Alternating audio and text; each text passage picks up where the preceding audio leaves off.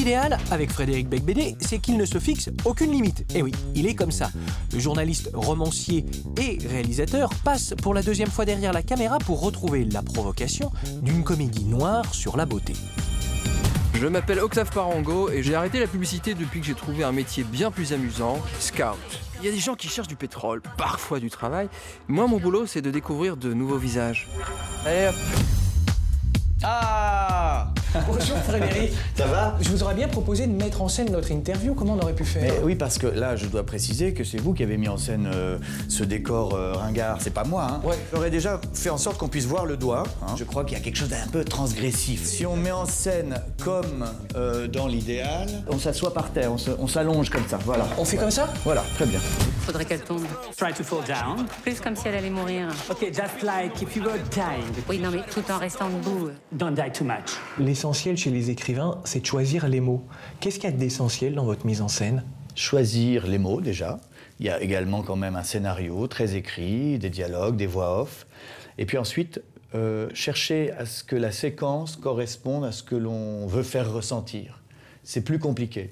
C'est-à-dire, le début du film est frénétique, il y a beaucoup de surimpression, beaucoup de plans-séquences. Chaque étape compte. On écrit le film, comme vous le savez, c'est... 3 fois. Voilà, on écrit le scénario, on écrit au tournage et on écrit au montage. On écrit aussi en post-synchro. En post-synchro, on rajoute des phrases quand l'acteur est de dos. Par exemple, là, vous êtes de dos, vous pourriez rajouter une réplique où j'aurais l'air d'un con. Vous diriez quelque chose de très très méchant, que vous n'avez pas osé dire maintenant, mais vous pouvez oser le dire en post-synchro. Bah voyons Fred, on a la dent dure parfois, mais jamais cruelle. Au mixage aussi, vous pouvez rajouter des musiques qui commentent l'image. Donc en fait, il y a plein d'étapes qui sont toutes des étapes d'écriture. Vous réalisez pourquoi on est là? Le modèle idéal qu'on a créé porte une casquette de SS sur la tête. C'est quand même pas si choquant. Oui, enfin, se déguiser en nazi, être soumis, se faire fouetter, ça va, on l'a tous fait. Dans ce film, il y a vraiment un éventail assez large de ce qu'il est possible de faire. Il y a des scènes avec beaucoup d'effets spéciaux, il y a d'autres scènes beaucoup plus naturalistes. Je pense que ça évolue en fonction de l'histoire. Toute la première moitié du film, c'est l'exposition très sarcastique de son métier, scout. Et donc, on est plutôt dans un secteur, le secteur du glamour, de la mode, où là, c'est des lumières artificielles, on est dans des endroits très sombres, son appartement est très orgiaque, donc évidemment, c'est pas super éclairé. Il y a les séquences à l'Idéal Paris, qui sont des séquences avec le décor le plus fasciste possible.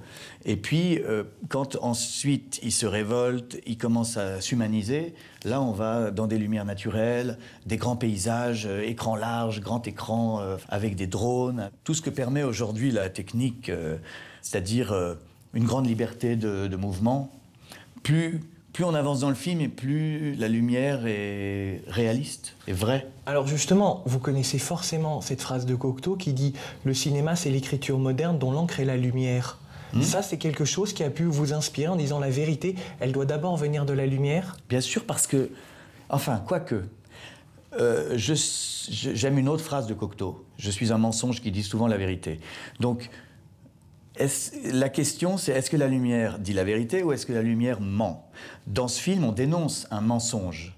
C'est le mensonge de la mode, de toutes ces images qu'on voit toute la journée, qui sont des images mensongères. Elles nous racontent une vie qui n'existe pas. Elles nous montrent des filles qui n'existent pas.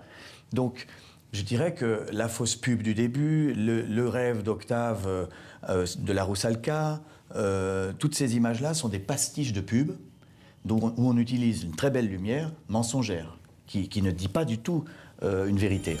Je sens déjà qu'on a un bon feeling. Vous partez en Russie et vous me ramenez la petite Vierge. Vous avez 7 jours. Hein?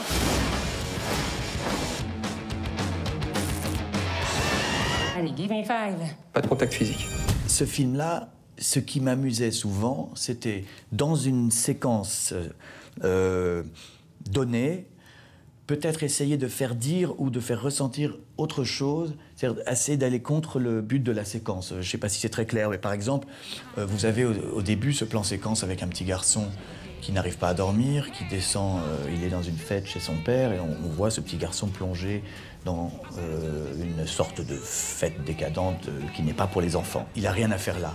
On le suit avec une caméra dans son dos à la Gus Van Sant. Il passe devant des femmes nues et tout, il s'assied. Et finalement, la voix off dit, c'est là que tous mes problèmes ont commencé.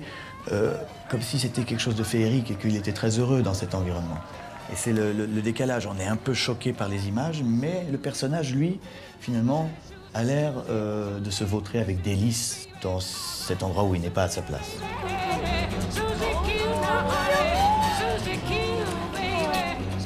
C'est ce soir-là que tous mes problèmes ont commencé. Si jamais j'ai un style, c'est le style d'un révolté de la pub. Du coup, j'aime bien quand il se passe des choses, quand il y a des surimpressions à l'écran.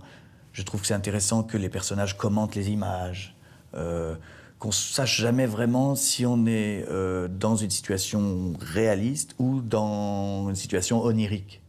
Frédéric, on termine avec une question qui est un rituel. Quelque chose de très personnel. Merde. Vous êtes prêts? Non. On y va. Pourquoi filmez-vous? Mais je crois que quand on écrit, on est très seul. Et l'avantage quand on filme, c'est qu'on est nombreux. J'en ai peut-être un peu marre d'être seul dans ma chambre à écrire. Et j'avais envie d'être de sortir de chez moi et d'être entouré. Ça doit venir de là. Et puis, par ailleurs, j'ai une théorie, c'est que la vie est un plan séquence. Et qu'en fait, toute la vie, eh bien, elle commence à la naissance et le plan séquence s'achève à notre mort. Et entre les deux, on ne fait que filmer, en fait. On fait que filmer tout le temps. Là, vous êtes en train de me filmer, je suis en train de vous filmer.